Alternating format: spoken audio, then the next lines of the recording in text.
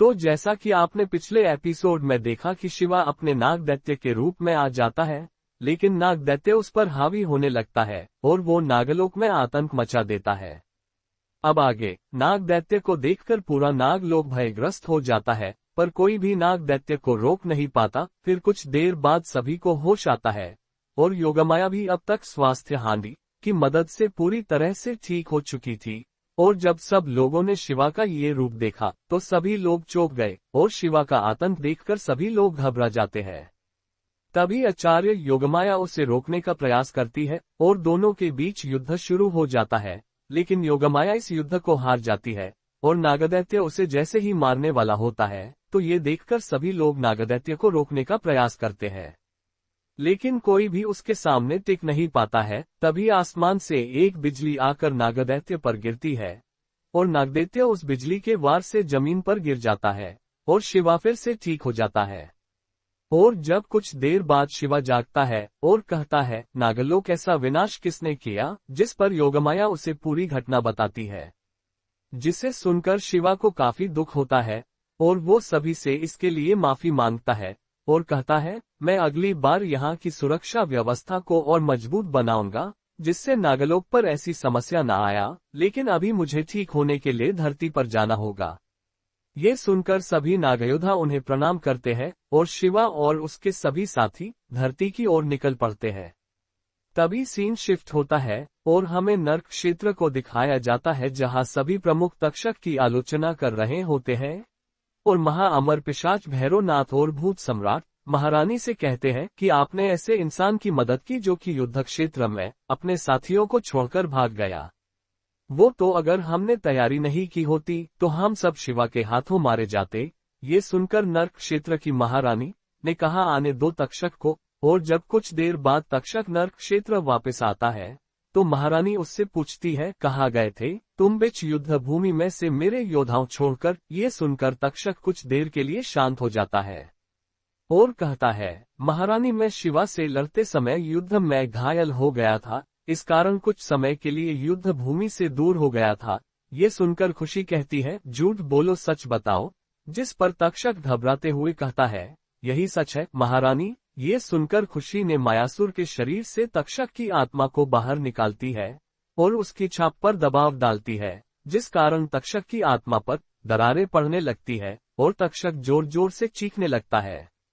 तभी खुशी को उसके अंदर कुछ दिखाई देता है और वो आंखें बंद करके उसे देखती है और उसे पूरी घटना पता चल जाती है और वो कहती है, अच्छा तो इसे कालसर्प का शरीर चाहिए, अच्छी बात है। और वो फिर से तक्षक की आत्मा को ठीक कर उसके शरीर में डाल देती है और तक्षक की लाचारी देखकर सभी प्रमुख उस पर हंसने लगते हैं। ये देखकर तक्षक को काफी बुरा लगता है और उसे लगता है कि इस छाप से वो केवल नर्क क्षेत्र की महारानी की कठपुतली बनकर रह गया है। तभी महारानी उससे कहती है, अगर तुमने अगली बार ऐसा कुछ करने की कोशिश की तो मैं तुम्हारी आत्मा के टुकड़े टुकड़े कर दूंगी। ये सुनकर तक्षक अपना सर शर्म से झुका लेता है, जिसे सुनकर भूत सम्राट और भैरवनाथ उस पर काफी हंसते हैं। तभी नर्क क्षेत्र की महारानी उनकी तरफ देखती है, जिसे देखकर वो दोनों शांत हो जाते हैं और तक्षक वहां से चला जाता है और अपने रहने का स्थान पूछता है, जिस पर सैनिक उसे अपने साथ आने को कहता था और तक्षक उसके पीछे चलने लगता है और कुछ ही देर वो दोनों एक कुटिया के पास पहुंच जाते हैं, जहां खाट और एक चूल्हे के अलावा कुछ नहीं होता है। जिसे देखकर वो कहता है, क्या तुम सब सैनिक भी ऐसी ही जगह पर रहते हो? जिस पर उसने कहा, ये सब प्रबंध खास तुम्हारे लिए, हम सब के लिए तो सैनिक छावनी है जिसमें सब सुविधा है और प्रमुख जातियों के लिए आलीशान भवन और जाति प्रमुखों के लिए बड़े बड़े महल है, फिर मेरे साथ ऐसा भेदभाव क्यों? जिस पर सैनिक कहता है, गुलामों के लिए ऐसी ही व्यवस्था है।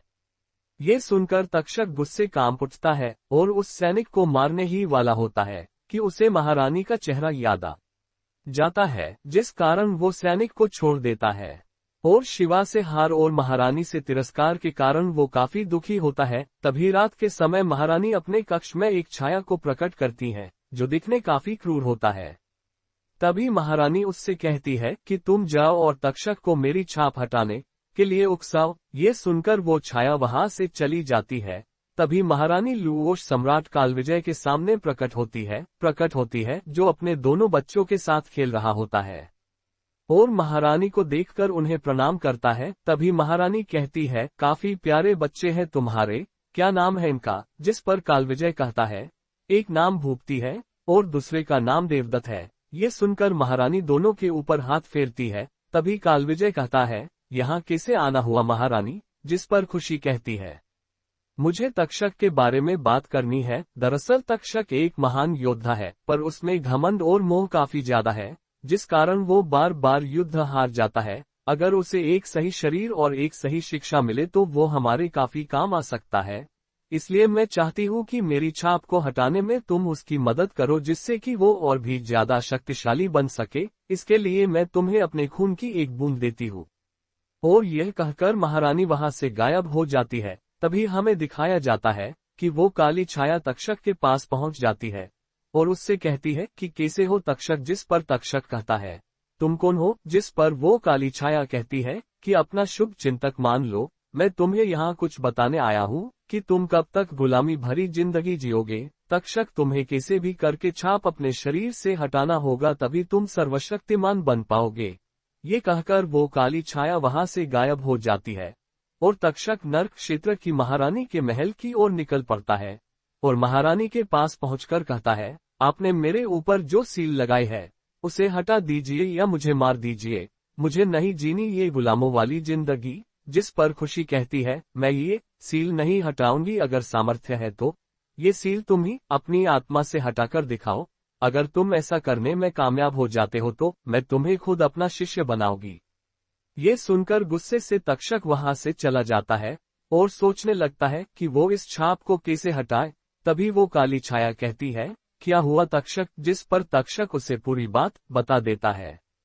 ये सुनकर वो छाया कहती है कि ऐसा तो केवल एक ही इंसान कर सकता है, लुओश जाति का सम्राट कालविजय, क्योंकि महारानी का सबसे प्रिय सलाहकार वही है। तुम युद्ध की चुनौती दो, वो आज तक कभी किसी युद्ध में नहीं हारा है। अगर तुम उसे हरा देते हो तो वो तुम्हें कुछ भी मांगने को कहेगा, फिर तुम्हें पता ही है कि क्या करना है। और यह कहकर वो काली छाया वहां से चली जाती है। तभी तक्षक कालविजय के महल की ओर निकल पड़ता है। तभी सीन शिफ्ट होता है और हमें गंधर्व लोक दिखाया जाता है, जहां पर सम्राट रोहन ओबरोय और रैन भार्गव दोनों दुरासुर और उसकी सेना से युद्ध कर रहे होते हैं। तभी रोहन अपने पिनाक धनुष से राक्षसों की सेना पर हजारों तीरों की वर्षा कर देता है, जिससे कई सारे राक्षस मारे जाते हैं। ये देखकर दुरासुर रोहन की ओर बढ़ता है, जिसे देखकर रैन भार्गव भगवान परशुराम के फरसे से दुरासुर का सर उसके धड़ से अलग कर देते हैं और दुरासुर इस युद्ध में मारा जाता है। तभी रोहन ओबरोय अपने दिव्यास्त्र से पूरी राक्षस सेना को खत्म कर देता है, जिसे देखकर गंधर्व सेना में उत्साह फैल जाता है। तभी गंधर्वराज चित्रसेन कहता है, आप दोनों से शक्तिशाली इस पूरे ब्रह्मांड में कोई नहीं है। ये सुनकर दोनों हंसने लगते। तभी गंधर्वराज कहता है, मेरी बहन कैसी है? जिस पर रैन कहता है, वो और रौनक दोनों अच्छे हैं और रौनक 16 वर्ष हो चुका है। ये सुनकर गंधर्वराज कहता है, अगर मौका मिला तो मैं उनसे जरूर मिलने आऊंगा, और वैसे भी वो दोनों खुश क्यों नहीं होंगे, मेरे जीजाजी भगवान परशुराम के वंशज है। और इतना कहने के बाद वो रोहन से कहता है, आपने भी हमारी खूब मदद की है, इसलिए मैं आपको भेंट में ये मायास्त्र देना चाहता हुआ, जिससे मेरे पिता ने महाभारत काल में सूर्यपुत्र कर्ण को हराया था और उनको युद्ध क्षेत्र से भागना पड़ा था। ये सुनकर रोहन उससे मायास्त्र ले लेता है और दोनों कहते हैं, अब हमारे जाने का समय हो गया है चित्रसेन। और यह कहकर दोनों वहां जाने ही वाले होते हैं कि एक गंधर्व आकार कहता है कि एक नागदैत्य ने नागलोक में भयंकर तबाही मचा दी है, जिस कारण कई सारे नाग योद्धा मारे गए हैं। ये सुनकर चित्रसेन कहता है कि ये नागदैत्य होते ही ऐसे है, इन्होंने कई बार नागलोक को क्षति पहुंचाई है, जिस कारण कई सारे नागदेवता मारे गए। और पिछली बार तो एक ऐसा नागदैत्य आया जिसने पूरे नागलोक और देवलोक में तहलका मचा दिया था और उस युद्ध 5 नागदेवता मारे गए थे। फिर उसे रोकने के लिए अंत में शेषनाग को आना पड़ा था, जिन्होंने अपनी तलवार से नागदैत्य के शरीर के टुकड़े टुकड़े कर दिए थे और उसके दिल को कहीं छिपा दिया था। लेकिन कुछ भी कहो, ये नागदैत्य हमेशा से नागलोक और देवलोक के लिए खतरा ही रहे हैं। ये सुनकर रोहन को काफी अपमानित फील होता है क्योंकि वो जानता था कि अब इस ब्रह्मांड में एक ही नागदैत्य बचा है, जो शिवा है, जिसकी जान उसने और रैन ने बचाई थी। और अगर देवलोक और स्वर्ग क्षेत्र में ये बात फैली तो उसकी काफी बेइज्जती होगी। ये सब सुनकर रोहन और रैन वहां से चले जाते हैं और दोनों पृथ्वी की ओर जा रहे होते हैं। तभी रैन कहता है कि मुझे नहीं लगता कि शिवा ने ऐसा जानबूझकर किया होगा। जिस पर रोहन कहता है, जानबूझकर किया हो अनजाने में, लेकिन उसकी वजह से कई निर्दोष योद्धाओं की जान गई है और उसकी छवि एक नायक से खलनायक की बन चुकी है। और वो कोई मामूली इंसान नहीं है, बल्कि शेषनाग का अवतार है। अगर वो चाहे तो तुमसे या मुझसे कई ज्यादा ताकतवर हो सकता है, लेकिन वो अपने वरदान को हल्के में ले रहा है। ये सुनकर रैन भार्गव भी कुछ देर के लिए शांत हो जाते हैं और दोनों पृथ्वी की ओर निकल पड़ते हैं। तभी सीन शिफ्ट होता है और हमें तक्षक को दिखाया जाता है, जो कालविजय के महल में जाकर कहता है, मुझे तुमसे कुछ बात करनी है। जिस पर कालविजय, बोलो। तभी तक्षक कहता है, मुझे महारानी की लगाई हुई छाप को हटाने के लिए तुम्हारी आवश्यकता है। ये सुनकर कालविजय कहता है, लेकिन मैं तुम्हारी मदद क्यों करूं? जिस पर तक्षक कहता है, तो तुम्हें कालविजय क्यों कहा जाता है? जिस पर उसने कहा कि मैं आज तक कोई युद्ध नहीं हारा हूं। जिस पर तक्षक कहता, तो मैं तुम्हें युद्ध की चुनौती देता हूं, अगर मैं जीता तो तुम्हें मेरी मदद करनी होगी। तभी कालविजय कहता है, अगर मैं जीता तो? जिस पर तक्षक कहता है, अगर ऐसा हुआ तो मैं सदैव के लिए तुम्हारा गुलाम बनकर रहूंगा। ये सुनकर कालविजय कहता है, देख लो, मेरी पत्नी घर का बहुत काम कराती है, तुम्हें दिक्कत हो जाएगी। ये सुनकर तक्षक चिढ़ जाता है कि उसे नर्क क्षेत्र में कोई इज्जत ही नहीं देता है, पर इन सबको छोड़कर वो उसे हाँ कह देता है। ये सुनकर कालविजय कहता है, लेकिन हम कौन सा युद्ध करेंगे? जिस पर तक्षक ने कहा, तलवारबाजी का। ये सुनकर कालविजय कहता है, अच्छा विचार है। तभी कालविजय नर्क क्षेत्र की 2 महान तलवारों को निकालता है और एक तक्षक को दे देता है, और तक्षक दे से ही उस तलवार को हाथ में लेता है तो उसे एक अजीब सी ऊर्जा महसूस होती है, जिससे उसका आत्मबल और भी बढ़ जाता है। उसने अपने जीवन काल में पहली बार ऐसी तलवार देखी थी और फिर दोनों के बीच मुकाबला शुरू हो जाता है और दोनों एक दूसरे पर हमला कर रहे थे। तक्षक को भी लगा कि उसका सामना पहली बार उसके स्तर के तलवारबाज से हुआ है और लगभग 2 घंटे की मुश्किल लड़ाई के बाद तक्षक उसे हरा देता है। ये देखकर कालविजय भी मुस्कुराने लगाता है और कहता है, तुम्हारी तलवारबाजी की मैं तारीफ करता हूँ। जिस तक्षक कहता है, तो तुम क्या तैयार हो मेरी आत्मा की छाप हटाने के लिए? ये सुनकर कालविजय ने कहा, लेकिन इसके लिए हमें गुप्त स्थान पर जाना होगा जहां किसी की भी दिव्य दृष्टि न पड़ सके। ये सुनकर तक्षक कहता है, लेकिन ऐसी कौन सी जगह है? जिस पर कालविजय कहता है कि मेरे पीछे आओ, और वो दोनों चलते चलते एक कब्र के पास आ जाते हैं। तभी कालविजय उस कब्र के अंदर चला जाता है। उसे देखकर तक्षक भी उसके साथ कब्र के अंदर चला जाता है और जैसे ही वो दोनों उस कब्र के अंदर जाते हैं तो वो किसी अलग ही दुनिया में पहुंच जाते हैं।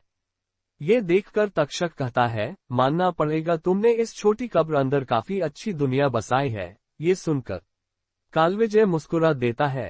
तभी तक्षक कहता है, समय व्यर्थ नहीं करते हैं, शीघ्रता से इस छाप को हटाते हैं। जिस पर कालविजय कहता है, इस काम में काफी जोखिम है और छाप निकालते हुए तुम्हें ऐसी पीड़ा होगी जैसी तुमने आज तक महसूस नहीं की होगी। इसमें तुम्हारी आत्मा नष्ट भी हो सकती है। ये सुनकर तक्षक कहता है, मैं इसके लिए पूरी तरह से तैयार हूँ। अगर मेरी मृत्यु भी हो जाती है तो मुझे कोई फर्क नहीं पड़ता है। ये सुनकर कालविजय काफी प्रभावित होता है और कहता है, पहले तुम मायासुर के शरीर से बाहर आओ। ये सुनकर तक्षक मायासुर के शरीर से बाहर आता है और एक शांत स्थान पर आत्मा रूप में बैठ जाता है। तभी कालविजय अपने ने एक बोतल निकाली जिसमें महारानी का दिव्य खून की एक बूंद थी और कालविजय उस बूंद तक्षक की छाप के ऊपर डाल दिया, जिससे वो छाप चमकने लगी। और तभी कालविजय 10 प्रमुख योद्धाओं की ऊर्जा का प्रयोग करता है उस सील पर, जिससे वो सील उखड़ने लगती है। लेकिन तक्षक को उससे अनंत पीड़ा का अनुभव होता है और वो जोर जोर चीखने लगता है। उसकी चीखें मानो ऐसी थी जिससे पूरा ब्रह्मांड कांप उठे और कई बार तो उसे ऐसा लगा कि मानो वो मर जाएगा। लेकिन धीरे धीरे वो सील उखड़ने लगती है और आखिरकार 10 दिन की भयानक यातना के बाद वो सील उसकी आत्मा से अलग हो जाती है।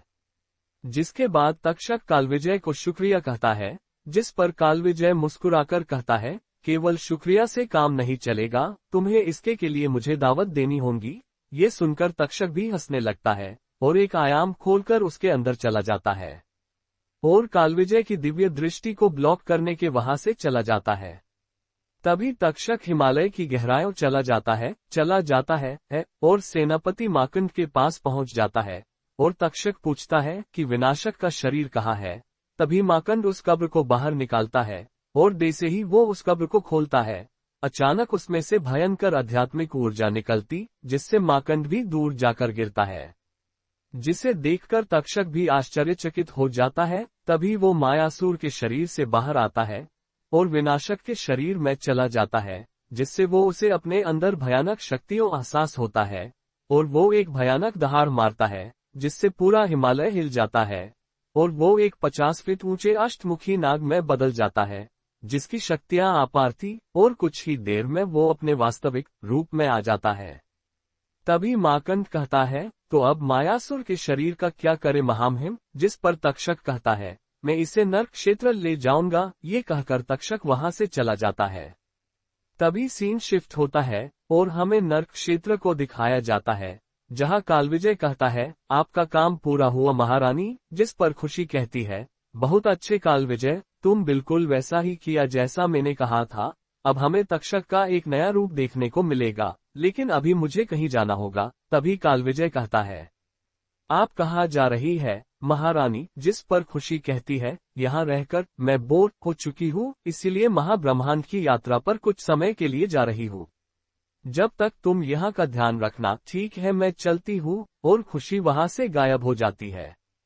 तभी सीन शिफ्ट होता है और हमें दिखाया जाता है कि रैन भार्गव और रोहन ओबोरॉय धरती पर आ चुके।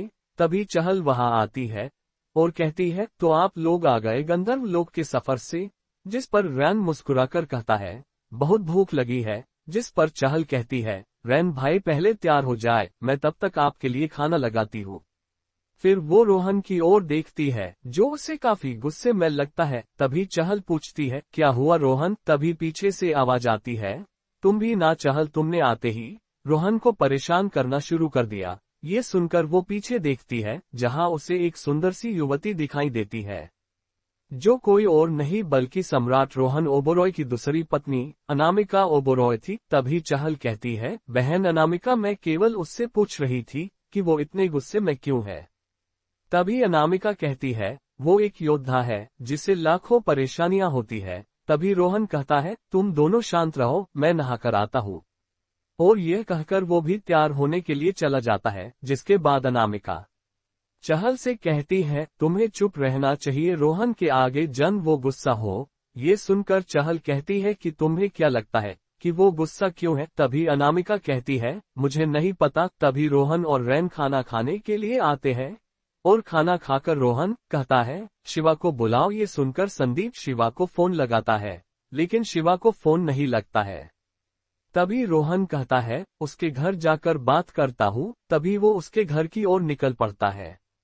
तभी सीन शिफ्ट होता है और हमें शिवा को दिखाया जाता है, जो युद्ध के कारण काफी घायल होता है और उस पर किसी भी प्रकार की दिव्य गोली काम नहीं करती है और कालशस्त्र के वार के कारण उन जख्मों में बहुत तेज दर्द होता है, जिससे वो चीखने लगता है। तभी वहां भैरवी आती है और शिवा की ऐसी हालत देखकर वो भी चौंक जाती है और वो जैसे ही शिवा के घाव देखती है, तो वो घाव पहले से भी ज्यादा गहरे हो चुके थे और वो जगह सड़ने लगी थी।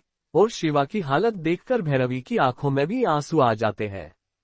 तभी वो कहती है, सम्राट रेन भार्गव को फोन लगाती हूँ। और वो जैसे ही जाने वाली होती है, तभी डोरबेल बजती है और वो जैसे ही दरवाजा खोलती है, तो उसे सम्राट रोहन ओबोरॉय दिखते हैं, जिन्हें देखकर वो उन्हें प्रणाम करती है। तभी वो पूछते हैं कि शिवा कहाँ है। जिस पर भैरवी उन्हें बताती है कि शिवा अंदर है। ये सुनकर वो अंदर चले जाते हैं, जहां शिवा बैठा हुआ था।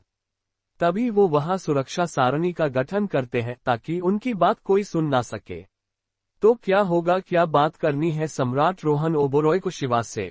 और क्या तक्षक अब सर्वशक्तिमान बन चुका। और क्या कालशस्त्र के घाव से शिवा का शरीर ठीक हो पाएगा। और क्या होगा जब होगा फिर से शिवा और तक्षक का आमना सामना जानने के लिए पढ़ते रहे महायोद्धा शिवा, सिर्फ पॉकेट नोवेल ऐप पर। Thank you so much. तो जैसा कि आपने पिछली बार देखा कि शिवा पर नाग दैत्य हावी हो जाता है और तक्षक को भी विनाशक का शरीर मिल जाता है और रोहन ओबेरॉय शिवा से मिलने आते हैं।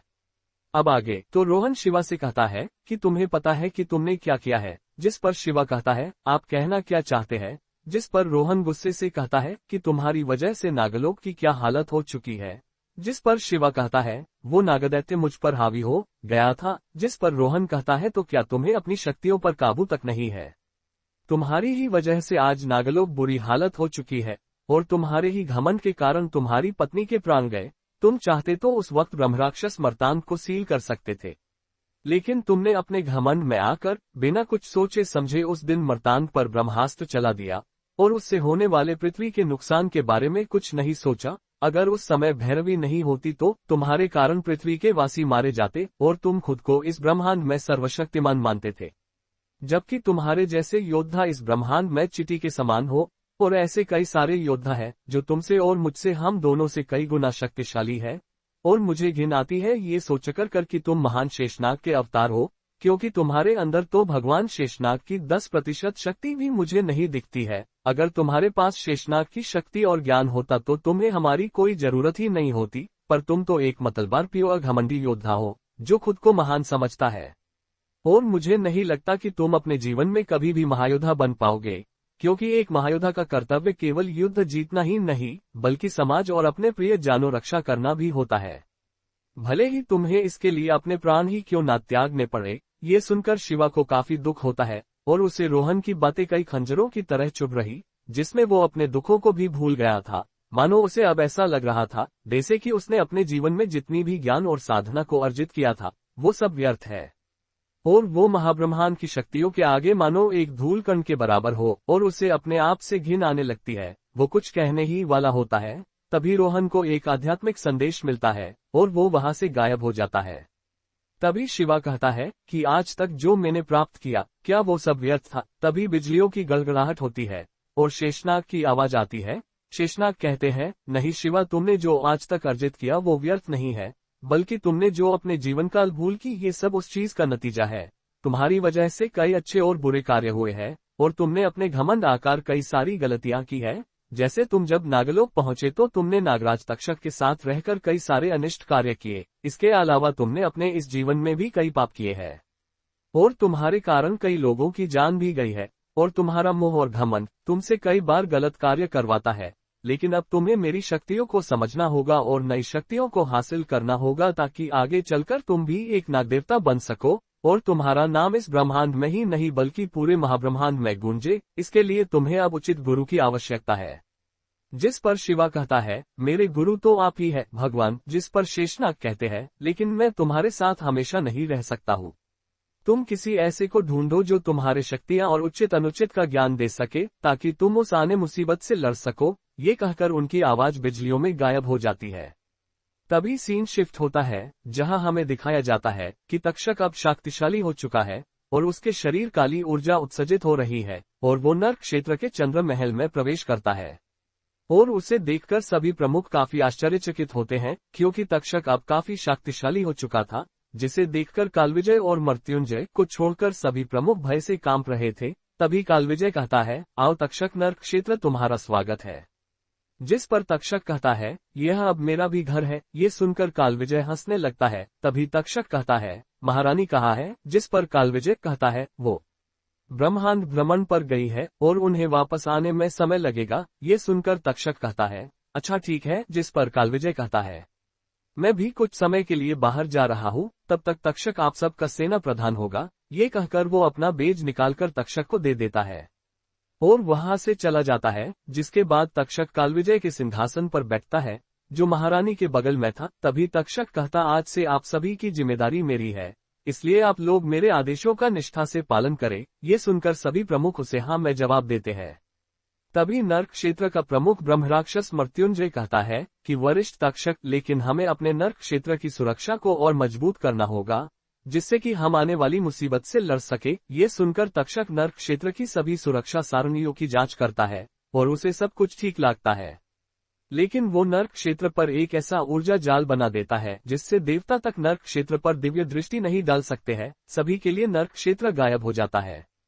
तभी सीन शिफ्ट होता है और हमें रैन भार्गव को दिखाया जाता है जो साधना कर रहे होते हैं। तभी उनके सामने भगवान शेषनाग अपने दिव्य रूप में प्रकट होते हैं, जिन्हें देखकर रैन भार्गव अपना विजय धनुष निकालते हैं और उससे एक तीर भगवान शेषनाग की ओर चला देते हैं, जिससे शेषनाग के ऊपर फूलों की वर्षा होने लगती है। और रैन भार्गव हाथ जोड़कर कहते हैं, भगवान शेषनाग को मेरा कोटि कोटि प्रणाम। ये सुनकर शेषनाग कहते हैं, तुम तो जानते ही हो कि शिवा मेरा अवतार है, लेकिन फिर भी वो इतना शक्तिशाली नहीं है कि वो आने वाली मुसीबतों का सामना कर सके। इसलिए मैं चाहता हूँ कि तुम उसे शिक्षा और उचित और अनुचित ज्ञान दे सको और उसे मेरी शक्तियों का ज्ञान भी दे सको, जिससे शिवा और भी ज्यादा शक्तिशाली हो सके और उसका नाम इस ब्रह्मांड में ही नहीं बल्कि पूरे महाब्रह्मांड गूंजे। ये सुनकर रैन भार्गव कहता है, ये तो मेरे लिए काफी सम्मान की बात होगी कि शेषनाग अवतार को मैं शिक्षा दूं। तभी शेषनाग कहते हैं कि तुम उसे भगवान श्री कृष्ण की 9 अनंत मणियों को भी प्राप्त करने में उसकी सहायता करो, जिसकी ऊर्जा से वो सर्वशक्तिमान बन सके। और ये सब कहकर वो वहां से गायब हो जाते हैं। जिसके बाद हमें शिवा को दिखाया जाता है, जिसे कालशस्त्र के घाव के कारण काफी पीड़ा हो रही थी और उस पर कोई भी गोली कार्य नहीं कर रही थी, जिस कारण वो उस पीड़ा को सहन नहीं कर पा रहा था। तभी भैरवी उसके घाव पर मलहम लगाती है, पर इसका भी उस पर कोई प्रभाव नहीं पड़ता है और उसका शरीर सड़ता ही जा रहा था। तभी डोर बेल बजती है और इस बार मीनू उसे खोलती है और उसे अपने सामने आचार्य योगमाया दिखती है, जो उससे कहती है, तुम कैसी हो मीनू? जिस पर मीनाक्षी कहती है, मैं बिल्कुल ठीक हूँ। तभी वो पूछती है, शिवा कहाँ है? इस पर मीनू कहती है कि शिवा भाई अंदर है। तभी योगमाया अंदर जाती है, पर जैसे ही वो कमरे के अंदर प्रवेश करती है तो उसे एक भयंकर बदबू आने लगती है शिवा के अंदर से, जिसे देखकर वो कहती है, क्या हुआ शिवा को? तभी भैरवी उसे शिवा के घाव दिखाती है, जिसे देखकर योगमाया कहती है, शिवा के घाव काफी बढ़ चुके हैं और ये शिवा के शरीर को सड़ा रहे हैं। तभी भैरवी कहती है, हमने शिवा पर सभी प्रकार की औषधि और दिव्य गोलियों का प्रयोग कर लिया है, लेकिन कोई फायदा नहीं हुआ। जिस पर योगमाया कहती है, रुको, मैं अपनी दिव्य स्वास्थ्य हांडी का प्रयोग करती हूँ। ये सुनकर भैरवी ने कहा, जल्दी करो, मेरे शिवा को काफी दर्द हो रहा है। ये सुनकर योगमाया जल्दी से स्वास्थ्य दिव्य हांडी का प्रयोग करती है, लेकिन दिव्य हांडी भी शिवा घाव को ठीक नहीं कर पाती है और दिव्य हांडी से आवाज आती है, इसके घाव को कोई ठीक नहीं कर सकता है। इसके घाव बिल्कुल ऐसे हैं जैसे कि महाभारत में अश्वत्थामा के थे। तभी योगमाया कहती है, अब क्या होगा? जिस पर दिव्य हांडी कहती है, मुझे इस बारे में कोई जानकारी नहीं है। तभी भैरवी कहती, अब क्या करे? तभी फिर से डोर बेल बजती है। इस बार बाहर सम्राट रैन भार्गव थे, जिन्हें देखकर भैरवी को एक आशा की किरण दिखी। तभी उन्होंने कहा, शिवा घर पर है? जिस पर भैरवी ने हाँ में जवाब दिया और रैन को शिवा के पास ले गई, जहाँ काफी बदबू आ रही थी। तभी रैन भार्गव कहता है, ये शिवा को क्या हुआ? जिस पर भैरवी उसे पूरी बात बता देती है, जिसके बाद रैन उसके घाव को देखता और कहता है, ये तो कालशस्त्र के घाव है। तभी भैरवी कहती है, क्या आपके पास इसका कोई उपाय है? जिस पर रैन कहता, हाँ, इसका एक ही उपाय है, कायागमन। जिस पर योगमाया कहती है, क्या? जिस पर रैन कहता है, एक शरीर को त्याग कर दूसरे शरीर में प्रवेश करने को कायागमन कहा जाता है। इसमें मनुष्य अपने शरीर से बाहर निकलकर दूसरे शरीर में प्रवेश करता है। जिस पर योगमाया कहती है, लेकिन शिवा का शरीर तो काफी मजबूत है, अगर वो किसी और शरीर में गया तो उसकी शक्तियां कमजोर हो जाएगी और साथ ही साथ उसका शरीर भी कमजोर होगा। ये सुनकर रैन भार्गव ने कहा, मैं किसी मामूली शरीर की बात नहीं कर रहा हूँ, बल्कि मैं बात कर रहा हूँ अमर पंचभूत शरीर की। जिस पर योगमाया कहती है, लेकिन इसके क्या फायदे हैं? जिस पर रैन भार्गव बताता है कि इसके 3 फायदे हैं। पहला, शिवा कभी बूढ़ा नहीं होगा। दूसरा, वो अपने शरीर में जितनी चाहे उतनी दिव्य ऊर्जा रख सकता है और उस पर किसी भी छोटे मोटे दिव्यास्त्र का वार भी काम नहीं करेगा। तीसरा, अगर किसी शक्तिशाली अस्त्र से उसका हाथ या शरीर का कोई भी अंग कट जाता है तो वो दोबारा काफी जल्दी उग जाएगा। इसके अलावा वो कितनी भी ठंड या गर्मी को बर्दाश्त कर पाएगा और अपने शरीर में जितना चाहे उतना ऑक्सीजन स्टोर कर पाएगा, जिससे ये बड़ी आसानी से अंतरिक्ष में सांस ले पाएगा। जिस पर योगमाया कहती है, पंचभूत शरीर बनाने के लिए क्या चाहिए? जिस रैन बताता है, पंचभूत मिट्टी और दिव्य रक्त। ये सुनकर योगमाया कहती है, लेकिन हम ये सब लाएंगे कहाँ से? जिस पर रैन भार्गव ने कहा, इसकी चिंता तुम मत करो, मैंने पहले ही इसका इंतजाम कर लिया है। तभी वो शिवा आध्यात्मिक संदेश भेजता है, जिसे पढ़कर शिवा भी राजी हो जाता है कायागमन के लिए। जिसके बाद रैन भार्गव जल शक्ति से उस मिट्टी को आकार देकर एक इंसानी पुतले में बदल देते हैं, जिसके वायु और अग्नि शक्ति से उस पुतले को मजबूत करते हैं। जिसके बाद अपनी हथेली को दिव्य खंजर से काटकर उसमें से खून को उस पुतले पर गिराते हैं, जिसके बाद उस शरीर में रक्त, मांस और हड्डियां बनने लगती है, जो शरीर में अंदरूनी अंग जैसे मस्तिष्क और रक्तवाहिनियां, पर रैन भार्गव उसका दिल नहीं बनता है। जिसके बाद रैन शिवा को उसके शरीर से उससे बाहर आने को कहता है, जिसके बाद शिवा की आत्मा उसके शरीर से बाहर आती है, जिसके बाद रैन भार्गव अपने हाथ में बिजली भरकर सीधा शिवा के शरीर के अंदर भर देते हैं और नाग दैत्य दिल उसके शरीर से निकालकर उस मिट्टी के पुतले में लगा देते हैं, जिसके बाद शिवा उस शरीर के दिमाग के ज्ञान को अपने अंदर अर्जित करता है, जिसके बाद शिवा की आत्मा उस पुतले में चली जाती है और कुछ ही देर में वो पुतला शिवा का आकार ले लेता है, जिसके कुछ देर बाद शिवा अपनी आंखें खोलता है और उसके आसपास कई रंगों की दिव्य बिजलियां चमकने लगती है और उसकी उम्र लगभग 15 वर्ष कम हो जाती है और वो 33 वर्ष के युवक से 18 वर्ष का युवक लगने लगता है, जिसे देखकर भैरवी हंसते हुए कहती है, तुम तो अब छोटे भाई लग रहे हो शिवा। ये सुनकर सभी हंसने लगते हैं। तभी रैन भार्गव शिवा से कहते, आज से तुम मेरे शिष्य हो। ये सुनकर शिवा ने आदर से रैन भार्गव को प्रणाम किया, जिसके बाद शिवा की शक्तियां काफी बढ़ चुकी थी और वो ब्रह्मांड के 9 दिव्य योद्धाओं में आ चुका था। तभी रैन भार्गव ने कहा, अब शुरू होता है शिवा के महायोद्धा बनने का सफर। तभी सीन शिफ्ट होता है और हमें नर्क क्षेत्र को दिखाया जाता है, जहां तक्षक को काल विजय का एक आध्यात्मिक संदेश मिलता है कि स्वर्ग क्षेत्र की ओर निकलो, हमारे क्षेत्र के योद्धा वहां फंसे हुए हैं। ये सुनकर तक्षक ने सभी से कहा, चलो स्वर्ग क्षेत्र पर हमला करना है। ये सुनकर सभी प्रमुख योद्धाओं ने कहा, लेकिन अभी ना तो सम्राट कालविजय है और ना ही नर्क क्षेत्र की महारानी। जिस पर तक्षक ने कहा, मैं आप सबके सुरक्षा की जिम्मेदारी लेता हूँ। ये सुनकर सभी ने कहा, लेकिन तभी सबके दिमाग में कालविजय की आवाज गूंजती है और वो कहता, सभी लोग तक्षक के साथ जाओ। ये सुनकर सभी ना चाहते हुए भी राजी हो जाते हैं और सभी एक साथ स्वर्ग क्षेत्र की ओर निकल पड़ते हैं। 2 लाख सैनिक लेकर कुछ ही देर सभी स्वर्ग क्षेत्र की सीमा पर पहुंच जाते हैं, लेकिन जैसे ही वो अंदर प्रवेश करने की कोशिश करते हैं, तभी सुरक्षा कवच सक्रिय हो जाता है और एक फॉर्मेशन बना लेता है, जिस कारण कोई भी नर्क क्षेत्र के कई सारे योद्धा जलकर राख हो जाते हैं। तभी तक्षक अपनी शक्तियों का प्रयोग करता है और सभी प्रकार के सुरक्षा कवच को नष्ट कर देता है। तभी नर्क क्षेत्र का प्रमुख मृत्युंजय कहता, वही सैनिक तैयार हो जाओ। ऐसा कहते ही स्वर्ग क्षेत्र में गहन अंधेरा छा जाता है। ये देखकर स्वर्ग क्षेत्र के 12 प्रमुख क्षेत्रों में भगदड़ मच जाती है। तभी गोखुर क्षेत्र की प्रमुख मणिचंद्रिका और दिलदारगंज का प्रमुख रघुनाथ सिंह और उसके साथ कालद्वीप क्षेत्र का प्रमुख सुरसेन, ये तीनों मिलकर एक साथ मिलकर नर्क क्षेत्र पर हमला करते हैं।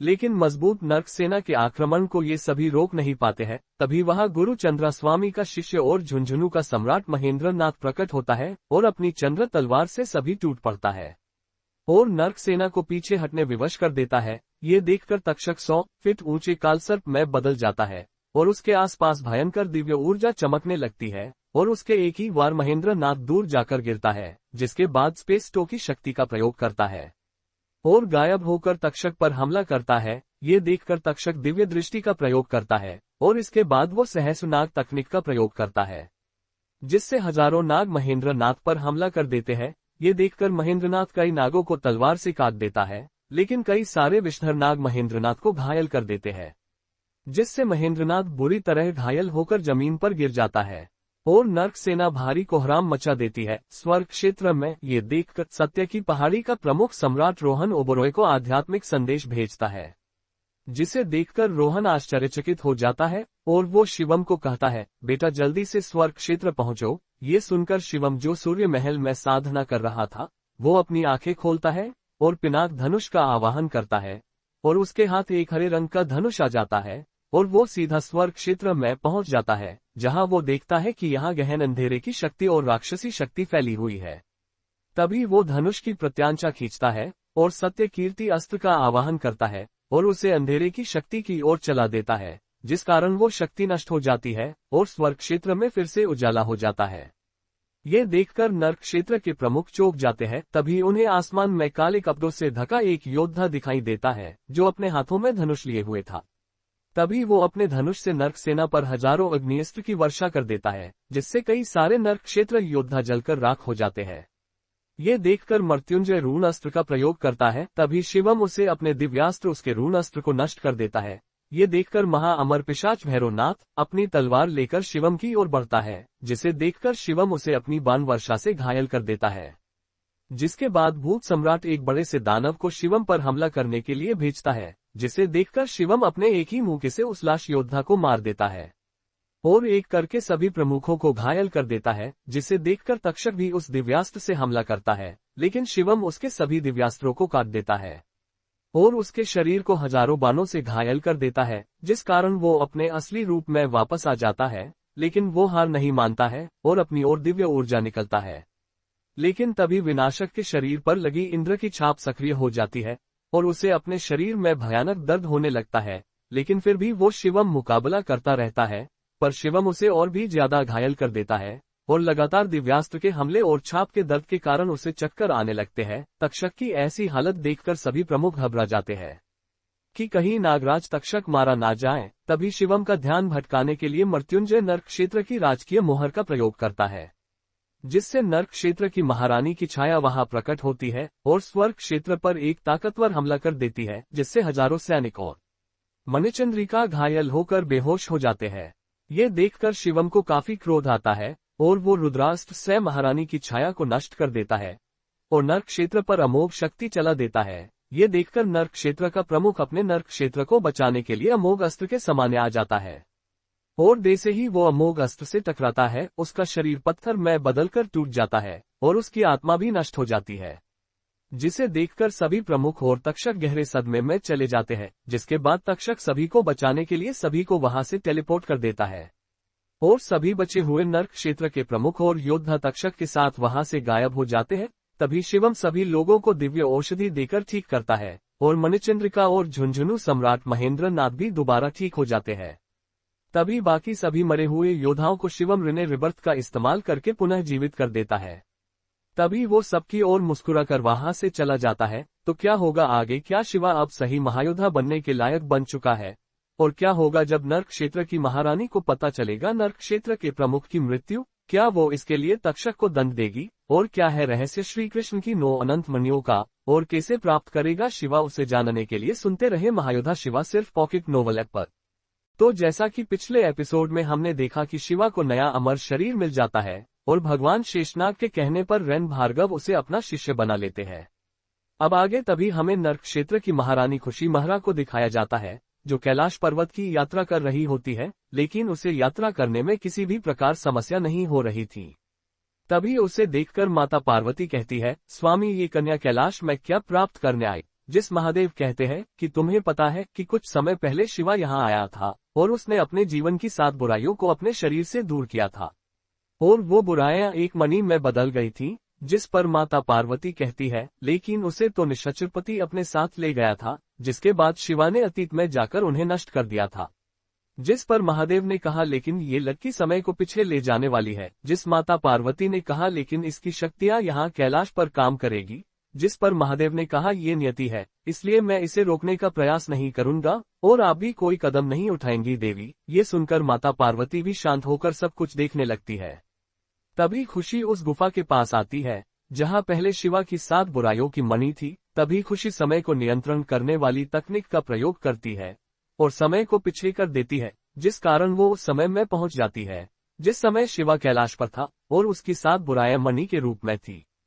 तभी खुशी गुफा में प्रवेश करती और वहां की नकारात्मक शक्ति उसका कुछ नहीं बिगाड़ पाती है, क्योंकि वो समस्त बुराइयों स्वामी है, जिस कारण वो बड़ी आसानी से उस मणि को अपने हाथ में उठा लेती है और वो 7 बुराइयां उसके अंदर प्रवेश करने लगती है।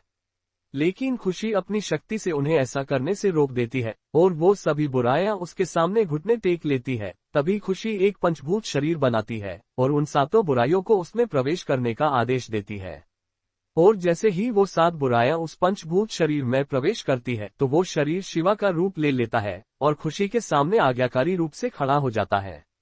जिसे देखकर खुशी कहती है, तुम शिवा की बुराइयों से बने रूप हो, इसलिए आज से तुम्हारा नाम काल शिवा होगा। ये सुनकर वो जोर जोर से हंसने लगा। तभी उसने कहा, मुझे अपने 7 बुराइयों का एक भाग यही छोड़ना होगा ताकि भविष्य ना बदले। और ऐसा कहते ही वो अपना एक भाग वही छोड़ देता है और उसके आसपास एक ऊर्जा जाल बना देता है।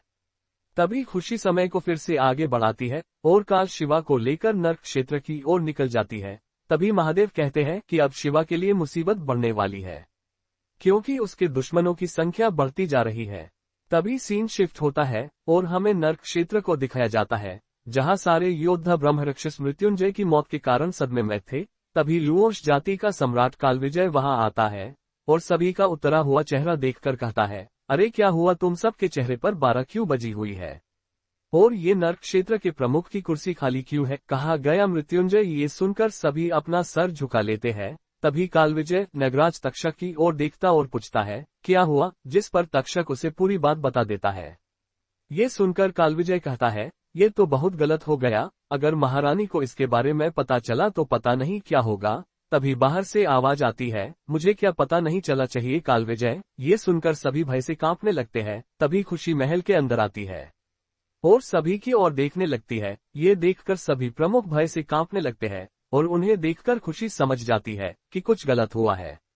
तभी खुशी तक्षक की ओर देखती है, जिसके सीने पर नर्क क्षेत्र के प्रधान सेनापति का बेज था। तभी वो अपना हाथ हिलाती है, जिस कारण तक्षक उड़ते हुए जमीन पर खुशी के सामने गिर जाता है। तभी खुशी तक्षक से पूछती है, क्या हुआ? जिस पर तक्षक उसे पूरी बात बता देता है।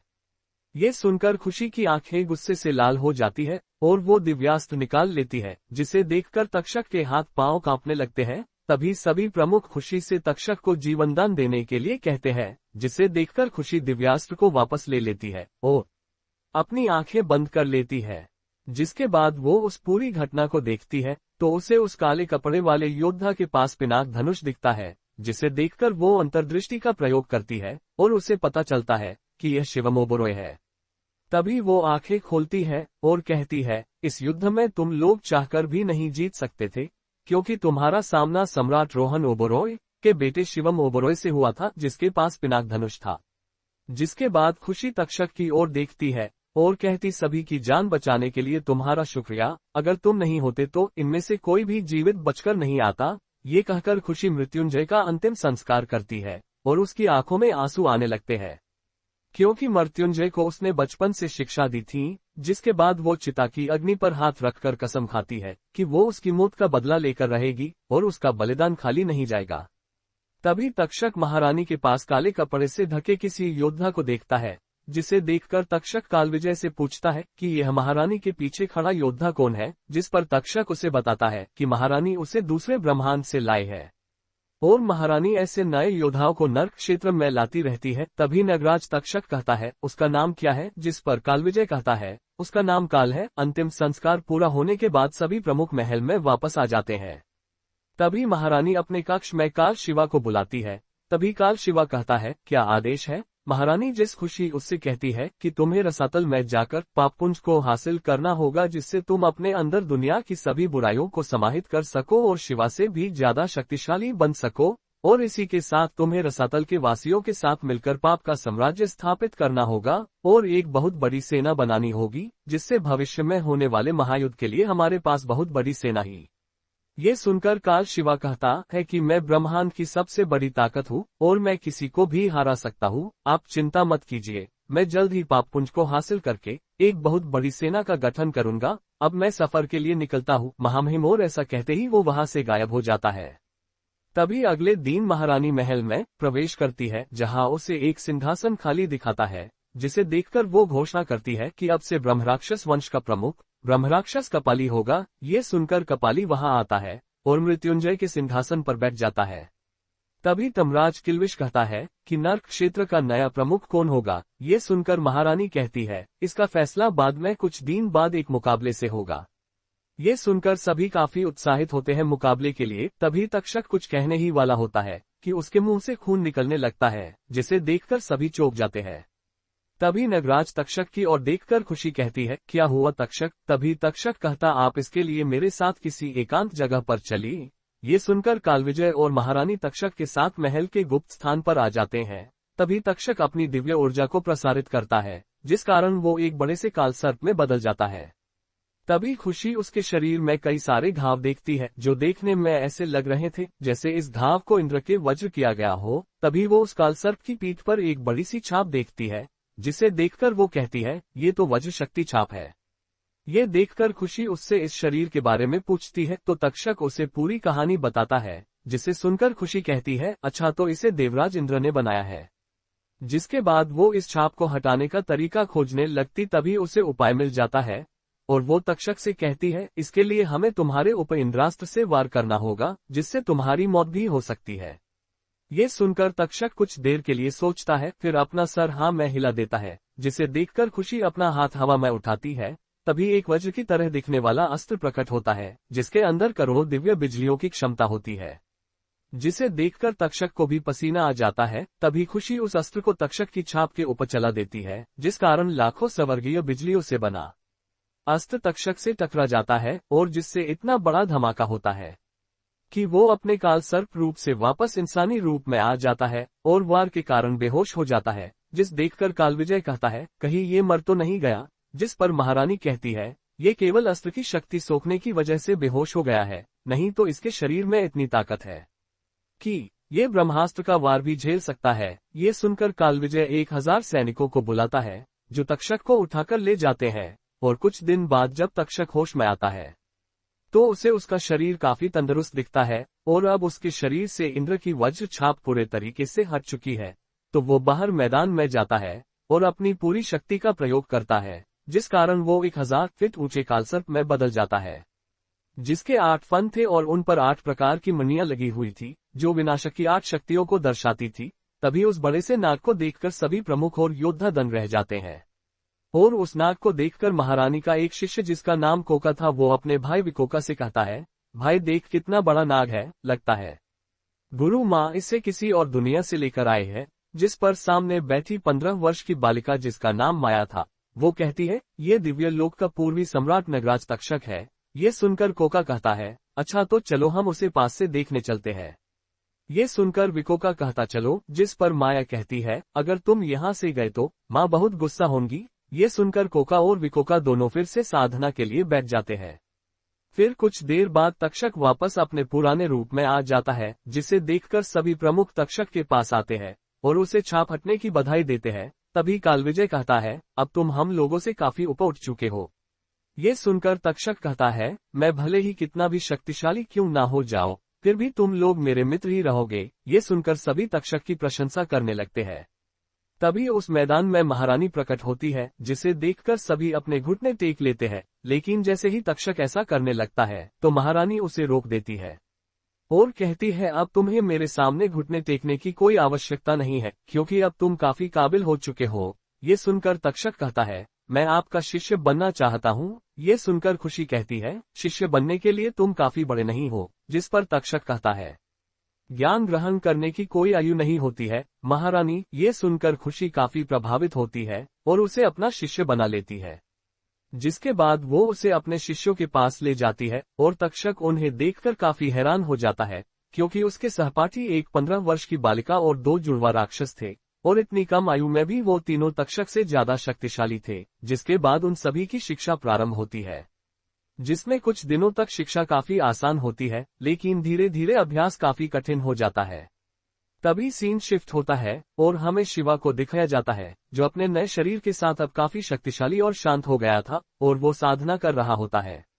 जिसके कुछ देर बाद वो आंखें खोलता है और रैन भार्गव की ओर देखता है, और उसे देखकर रैन भार्गव कहते हैं कि अब वक्त आ गया है शिवा कि तुम अपना नाम पूरे विश्व में फैलाओ। ये सुनकर शिवा कहता है, जैसी आज्ञा गुरुदेव। ये सुनकर रैन कहता है, तुम्हें मुझे गुरु बुलाने की कोई जरूरत नहीं है, तुम मुझे रैन भाई बुला सकते हो। और वैसे मुझे भी बुरा लगेगा कि भगवान शेषनाग के अवतार से गुरु शब्द सुनते हुए अब तुम्हारा पहला मिशन होगा एक नया और ताकतवर धरती का शुद्ध सत्व बनाना, जिससे हम लोगों को कई तरह की बीमारियों से बचा सके और लोगों को नया जीवन दे सके। ये सुनकर शिवा कहता है, लेकिन इसके लिए हमारे पास दिव्य गोलियां हैं। जिस पर रैन भार्गव कहता है कि दिव्य गोलियां केवल योद्धाओं के लिए होती है, कोई स्वयं गोलियों की ऊर्जा को सहन नहीं कर सकता है। ये सुनकर शिवा को पूरी बात समझ में आ जाती है। तभी वो कहता है कि मैं तैयार हूँ। तभी शिवा कहता है, लेकिन मुझे इसे बनाने के लिए कोई सुरक्षित स्थान चाहिए। ये सुनकर रैन भार्गव मुस्कुराकर कहते हैं, तुम्हारे पास ऐसी जगह है शिवा। ये सुनकर शिवा कहता है, कौन सी जगह। जिस पर रैन भार्गव कहते हैं, तुम्हारी अनंत ऊर्जा भूमि। ये सुनकर शिवा चौंक जाता है और कहता है, आपको मेरी अनंत ऊर्जा भूमि के बारे में कैसे पता। जिस पर रैन कहता है, मेरी नजरों से कुछ नहीं छिप सकता है। ये सुनकर शिवा को समझ में आता जाता है कि भगवान शेषनाग उसे रैन भार्गव के सानिध्य में क्यों रखा, और ऐसा सोचते हुए वो वहां से चला जाता है। जिसके वो अपनी अनंत ऊर्जा भूमि का द्वार खोलता है और उसके अंदर चला जाता है, जिसके बाद वो ऊर्जा स्रोत दिव्य हांडी को निकलता है जो उसे सम्राट रेन भार्गव ने दी थी। इस हांडी की खास बात ये थी कि ये ब्रह्मांड की शुद्ध ऊर्जा को ग्रहण कर सकती थी, इसलिए इसे ब्रह्मांड ऊर्जा दिव्य हांडी भी कहा जाता था। ये भारत देश की 9 दिव्य हांडियों से बिल्कुल अलग थी, क्योंकि इस हांडी को स्वयं भगवान विश्वकर्मा ने ब्रह्मांड की ऊर्जा से बनाया था।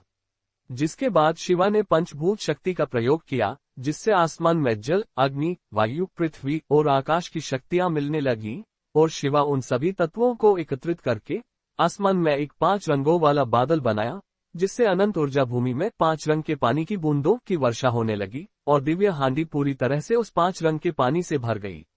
जिसके बाद शिवा ने उसमें दिव्य बिजलियों के फल और चंद्रमा की सिंदूरी रेत में पनपे अमर फलों का रस भी डाला, जिससे उसके स्तव के आसपास हल्की दिव्य बिजली और अमर ऊर्जा चमकने लगी। जिसके बाद शिवा ने उसके अंदर ऐरावत के बेटे से रावत का दिव्य खून मिलाया और एक दिव्य जानवर के दिल को भी उसके अंदर रखा। जिसके बाद शिवा ने हांडी के नीचे दिव्य अग्नि जलाई, जिससे सभी जड़ी बूटियां और सेरावत का खून अच्छी तरह से सत्व में मिल गया। और लगभग 10 दिन के कठिन परिश्रम के बाद आखिरकार शिवा ने वो सत्व तैयार कर लिया और अंत में उसने उसके अंदर दिव्य हरे फूल का रस मिला दिया और वो सत्व तैयार हो गया। जिसके बाद शिवा ने कहा आज से इसका नाम होगा दिव्य पंच ऊर्जा सत्व। जिसके बाद शिवा थोड़ा सा सत्व एक बोतल में भरकर रैन भार्गव के पास ले जाता है, जिसे देखकर रैन भार्गव कहते हैं काफी अच्छा बनाया है, चलो इसको टेस्ट करते हैं। जिसके बाद वो चहल को आध्यात्मिक संदेश भेजकर बुला लेते हैं और चहल आते ही कहती है आपने मुझे किस लिए बुलाया है रैन भाई। जिस पर रैन शिवा की बोतल देते हुए कहते हैं कि इसे लैब में ले जाओ और इसकी टेस्टिंग करो। ये सुनकर चहल कहती है ठीक है रैन भाई, और वो शिवा को लेकर लैब में चली जाती है और उस लैब को देखकर शिवा भी हैरान हो जाता है, क्योंकि वहां पर कई तरह के रसायन, दिव्य फल, दिव्य जीवों के दिल और अलग अलग दुनिया से लाए गए जीवों के कंकाल थे। इसके अलावा वहां कई सारे आधुनिक उपकरण भी थे और शिवा एक उपकरण को देखता है जिसके अंदर जाने से एक आदमी फिर से बच्चा बन जाता है। तभी चहल एक आदमी को बुलाती है जो दिखने काफी सुंदर होता है और वहां आके कहता है महारानी को प्रणाम। ये सुनकर चहल उस आदमी का परिचय को बताते हुए शिवा से कहती है शिवा इनसे मिल लो, ये है इस लैब के chief scientist mister Vihan Raheja. जिसके बाद शिवा उनसे हाथ मिलाता है, जिसके विहान चहल से शिवा का बनाया हुआ दिव्य पंच ऊर्जा स्तव लेता है और उसकी एक बूंद को मुरझाए हुए फूल पर डाल देता है और जैसे ही वो बूंद उस मुरझाए हुए फूल पर पड़ती है तो वो दोबारा खिल उठता है, जिसे देखकर विहान चौंक जाता है।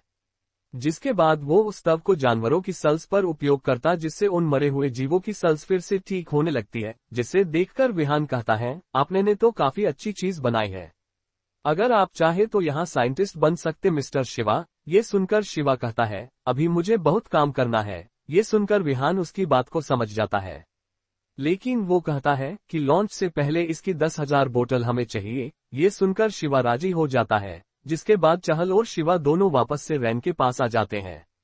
तभी चहल की ओर देखकर रैन ने पूछा क्या शिवा का सत्व पास हुआ। ये सुनकर चहल ने हाँ में जवाब देती है। जिसके बाद रैन कहता है कि शिवा अब वक्त आ गया है कि तुम इस सत्व को मार्केट में उतारो। ये सुनकर शिवा हाँ में जवाब देता है। किसके बाद शिवा गेंडा स्वामी और यदु को बुलाता है और उन दोनों को इस सत्व की मार्केटिंग करने को कहता है। लेकिन कई दिन बीत जाने के बाद कोई भी कंपनी उनके काम में पैसा लगाने के लिए राजी नहीं होती है और भास्कर शास्त्री उन पर केस कर देता है। जिसके बाद वो जाकर पूरी बात शिवा को बता देते हैं। ये सुनकर शिवा शांत भाव से कहता है मैं कुछ करता हूँ, और वो नायर इंडस्ट्रीज में कॉल लगाने ही वाला होता है कि उसे रैन भार्गव का आध्यात्मिक संदेश मिलता है और वो शिवा को कहते हैं कि तुम मुंबई जाओ और जाकर अग्रवाल इंडस्ट्रीज के सीईओ लक्ष्मण लाल अग्रवाल उर्फ लकी से मिलो। ये सुनकर शिवा कहता है कि मैं यदु को भेजता हूँ। ये सुनकर रैन कहता नहीं तुम्हें जाना होगा। ये सुनकर शिवा कहता है ठीक है मैं ही जाता हूँ। जिसके बाद शिवा अपने घर आता है और अपना सामान पैक करने लगता है, जिसे देखकर उसकी माँ अहिल्या कहती तुम कहाँ जा रहे हो बेटा शिवा। जिस पर शिवा कहता है कि मैं मुंबई जा रहा हूँ। तभी भैरवी कहती है अकेले जा रहे हो शिवा। जिस पर शिवा कहता है तुम भी तो चल रही हो मेरे साथ। ये सुनकर भैरवी काफी खुश होती है और शिवा से गले लग जाती है। जिसके बाद शिवा और भैरवी दोनों एयरपोर्ट के लिए निकल पड़ते हैं और कुछ ही देर में वो एयरपोर्ट पहुंच जाते हैं, जहां उन्हें बाय कहने के लिए योगमाया, गेंडा स्वामी और यदु आते हैं। तभी शिवा इधर उधर किसी को ढूंढने लगता है तभी भैरवी कहती है, शिवा तुम किसे ढूंढ रहे हो? जिस पर शिवा कहता है, मैं महारानी चहल सूर्यवंशी को ढूंढ रहा हूँ। तभी एक बड़ी सी कार में चहल एयरपोर्ट आती है, जिसकी कार को देखकर भैरवी भी हैरान हो जाती है। तभी चहल कार से बाहर आकर शिवा के पास पहुंच जाती है और उसे एक कार्ड देते हुए कहती है, अगर कोई भी दिक्कत आए तो इस कार्ड को दिखा देना, और ये लो तुम्हारे प्राइवेट जेट के टिकट। ये देखकर शिवा उन्हें शुक्रिया कहता है, जिस पर चहल कहती है, कोई बात नहीं, तुम भी हम सब में से ही एक हो। ये कहकर चहल वहां से चली जाती है, जिसके योगमाया शिवा को छेड़ते हुए कहती है, गुड लक शिवा दूसरे हनीमून के लिए। ये सुनकर शिवा और भैरवी दोनों के गाल शर्म से लाल हो जाते हैं और वो दोनों सबको अलविदा कहकर प्लेन के अंदर बैठ जाते हैं और कुछ ही देर में वो मुंबई पहुंच जाते हैं, जहां शिवा और भैरवी को लेने वहां की लॉ इन्फोर्समेंट टीम की लीडर अनिका शेरावत आती है और शिवा और भैरवी को लेकर वो एयरपोर्ट से सीधा एक आलीशान से होटल में ले आती है, जो लगभग 100 मंजिल का होता है, जिसे देखकर भैरवी काफी खुश होती है। तभी अनिका शिवा से कहती है, ये कार की चाबी, आपको जहां भी जाना हो आप जा सकते हैं। ये कहकर वो वहां से चली जाती है। तभी शिवा और भैरवी कुछ देर आराम करने और खाना खाने के बाद पहुंच जाते हैं अग्रवाल इंडस्ट्रीज, और जैसे ही वो अंदर जाने वाले होते हैं, तभी एक गार्ड उन्हें रोक लेता है और कहता है, क्या आपके पास अपॉइंटमेंट लेटर है? ये सुनकर शिवा ना मैं जवाब देता है। ये सुनकर गार्ड उन्हें वहां से जाने को कहता है। तभी शिवा को याद आता है कि उसे चहल ने उसे एक कार्ड दिया था। तभी वो उस कार्ड निकलता है और गार्ड को वो कार्ड देकर शिवा कहता है कि ये कार्ड जाकर अपने बॉस को दिखा देना। ये सुनकर वो गार्ड ऐसा ही करता है, क्योंकि शिवा के कपड़े देखकर वो उसे कोई बड़ा आदमी ही लग रहा था, फिर भी वो जाने में थोड़ा आनाकानी कर रहा था। तभी शिवा कुछ पैसे निकालकर उस गार्ड को दे देता, जिससे वो एक ही पल में राजी हो जाता है। ये कला शिवा ने गेंडा स्वामी से सीखी थी, क्योंकि वो भी जानकारी निकालने के लिए ऐसा ही करता है। तभी वो गार्ड ऊपर मीटिंग रूम में जाता है। उसे वहां देखकर लकी कहता, तुम बीच मीटिंग में कैसे आए? ये सुनकर वो गार्ड शिवा का दिया हुआ कार्ड लकी को दे देता है और लकी जैसे ही उस कार्ड को देखता है तो वो चौंक जाता है और कांपती हुई आवाज में कहता है, ये कार्ड तो ओबरॉय इंडस्ट्रीज का कार्ड है। लकी की ऐसी हालत देखकर सिंघानिया ग्रुप का चेयरमैन कुलदीप सिंघानिया कहता है, क्या हुआ लकी? तभी लकी उसे वो कार्ड दिखा देता है, जिसे देखकर वहां बैठे सभी लोग हैरान हो जाते हैं। तभी लकी कहता है, जो भी आए हैं उन्हें सम्मान पूर्वक अंदर लाया जाए। ये सुनकर वो गार्ड वापस शिवा के पास आता है और उसे और भैरवी को सम्मान पूर्वक अंदर ले जाता है। और शिवा जैसे ही अंदर प्रवेश करता है तो उसकी एंट्री देखकर सभी खड़े हो जाते हैं। तभी शिवा सभी को बैठने के लिए कहता है। तभी लकी कहता है, आप कौन है? तभी तमिलनाडु का एक बिजनेसमैन कहता, आपको मैंने कहीं तो देखा। जिस पर शिवा कहता है, मेरा नाम शिवा शास्त्री है। ये सुनकर वो आदमी कांपते हुए कहता है, दिव्य नागों के राजा शिवा। ये सुनते ही सभी लोग हैरान हो जाते हैं। तभी वो आदमी शिवा की पूरी कहानी सभी को बताता है, जैसे कि धरती की शुद्ध सत्व की कंपनी का मालिक और छठा नेशनल डॉक्टर होने की बात। ये सुनकर सभी को काफी आश्चर्य होता है। तभी कुलदीप सिंघानिया कहता है कि लेकिन आप तो मर गए थे और आपकी कंपनी को अभी आपका भाई भास्कर शास्त्री चला रहा है।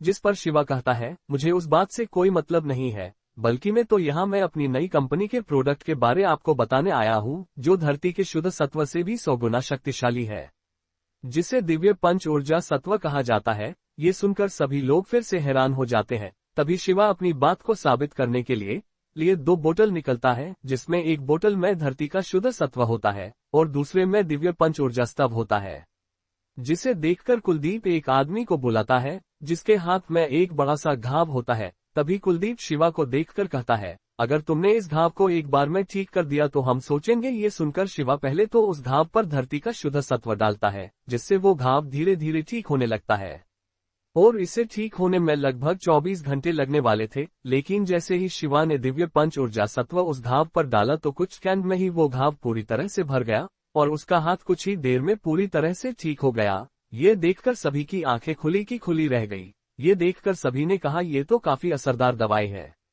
तभी शिवा ने एक छोटा सा सूटकेस दिखाया, जिसके अंदर पंच ऊर्जा सत्व की 10 बोतल थी। वो उसने लकी और सभी को सैंपल के रूप में दे दी। ये देखकर सभी ने एक एक बोतल ले ली, जिसके बाद शिवा ने कहा कि 3 दिन बाद मेरी कंपनी की ओपनिंग सेरेमनी है, तो अगर आपको मेरा प्रोडक्ट अच्छा लगता है तो आप वहां आ सकते हैं। ये कहकर शिवा वहां से चला आता है और वो और भैरवी अपना सामान लेकर वापस तमिलनाडु आ जाते हैं। और वहां दूसरी तरफ लकी उस सत्व को घर लाता है और अपने दादाजी को पिला देता है, जिनका शरीर 5 साल से पैरालाइज था, और जैसे ही वो उन्हें वो सत्व पिलाता है तो कुछ ही देर में उसके दादाजी का एक हाथ हिलने लगता है, जिसे देखकर लकी की पत्नी राधिका और घर के सभी लोग काफी हैरान हो जाते हैं। ये देखकर लकी काफी खुश हो जाता है और शिवा को मन ही मन धन्यवाद कहने लगता है। और कुलदीप की दादी भी दोबारा अपने पैरों पर चलने लगती है और बाकी सब लोगों को भी उस सत्व से काफी लाभ होता है, जिसके बाद अगले दिन सभी लोग इस बात पूरे भारत में फैला देते हैं, जिसे देखकर भारत की सभी बड़ी कंपनियां शिवा की कंपनी की ओपनिंग सेरेमनी में आने के लिए काफी उत्सुक होती है, जिसमें Singhania group, Agarwal industries, Mehra industries, Nair industries, golden बॉज ग्रुप, इंदिरा फार्मास्यूटिकल्स और भी कई सारी कंपनियां।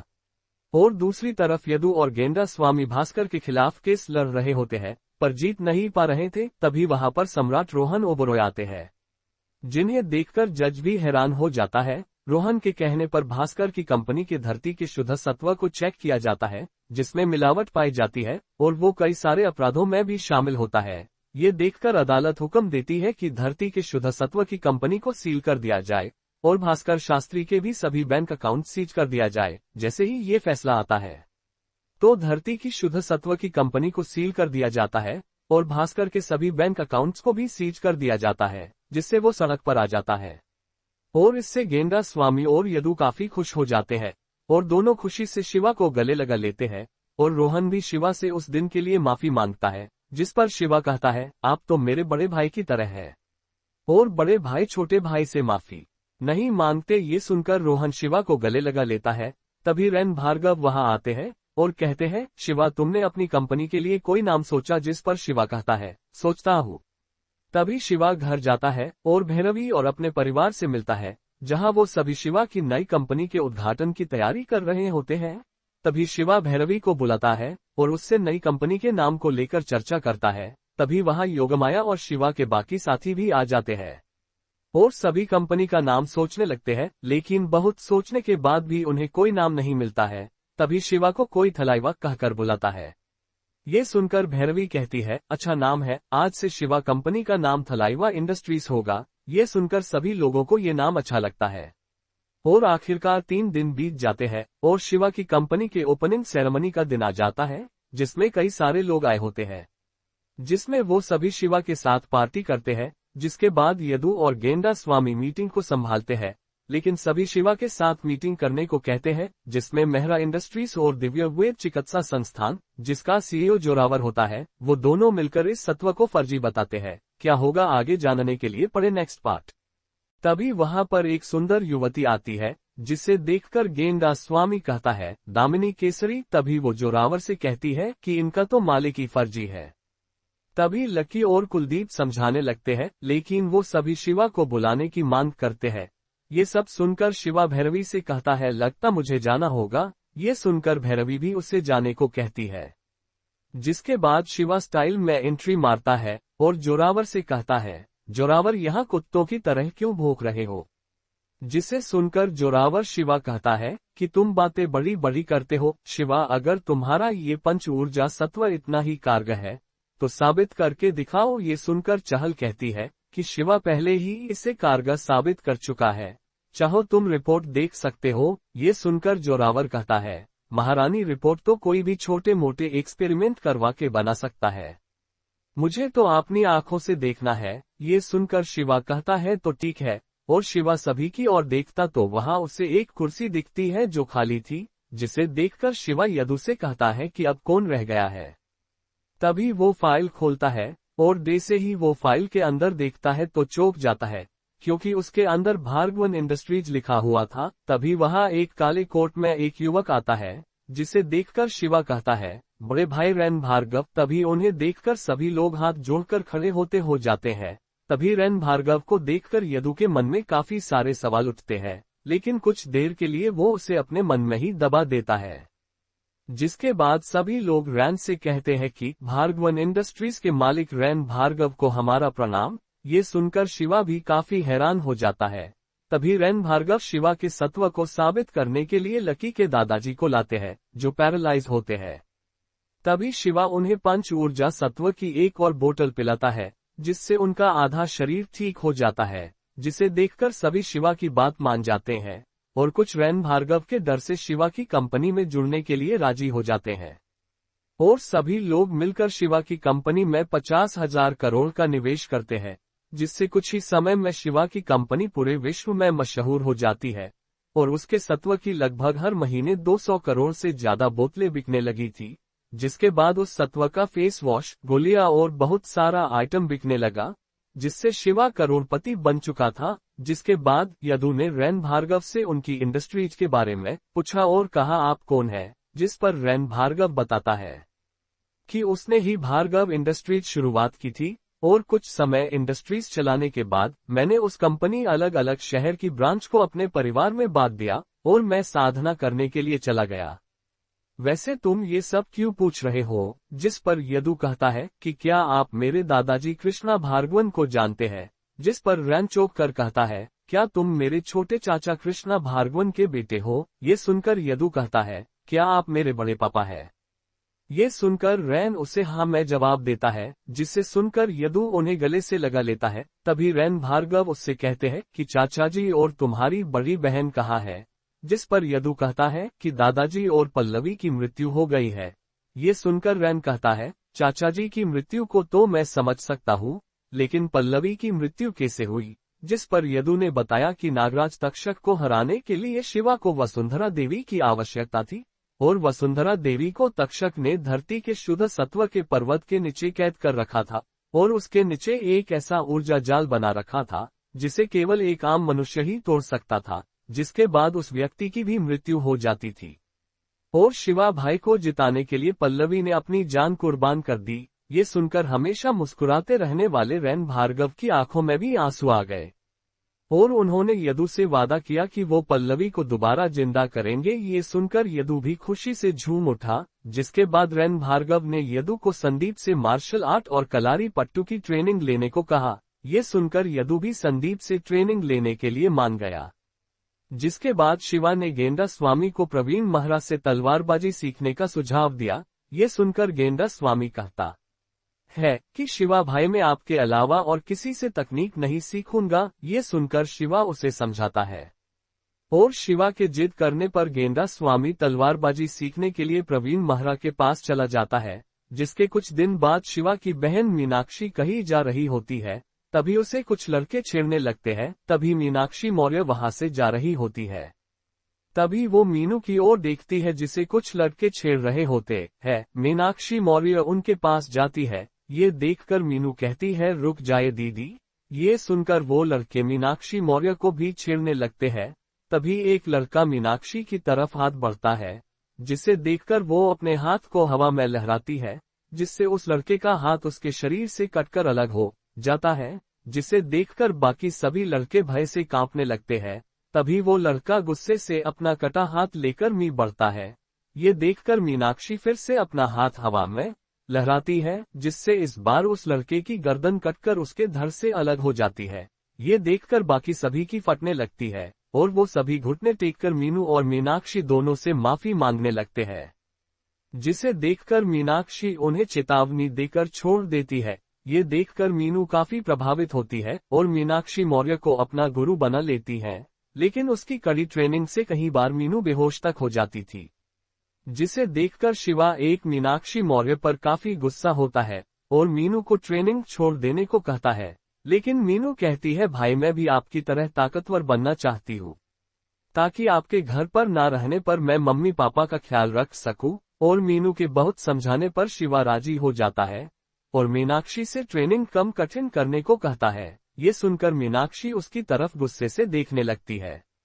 ये देखकर शिवा भी वहां से चला जाता है और योगमाया और भैरवी दोनों चहल सूर्यवंशी से अपनी शक्तियों को नियंत्रण में करना सीखते हैं। जिसके बाद सभी को अपने लिए कोई न कोई गुरु मिल जाता है।